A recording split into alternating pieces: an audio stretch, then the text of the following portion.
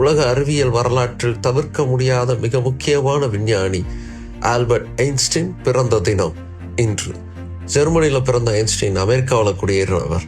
1905 தன்னுடைய 26 வயசுல Einstein publish பண்ண 4 பேப்பர் தான் நாம பிசிக்ஸை பத்தி புரிஞ்சு வச்சிருக்கக்கூடிய பல விஷயங்களையே மொத்தமா மாத்தி போட்டுச்சு.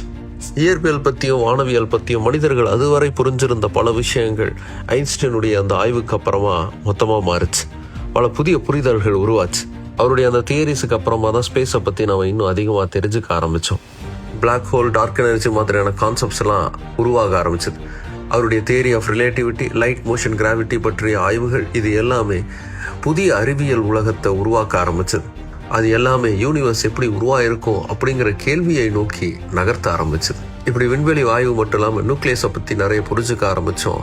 அதன் விளைவாக அணுகுண்டுங்கிற ஆபத்து உருவானாலும் பலருக்கு உதவியாக இருக்கக்கூடிய அணுசக்திங்கிறது அதனால தான் கிடைச்சது.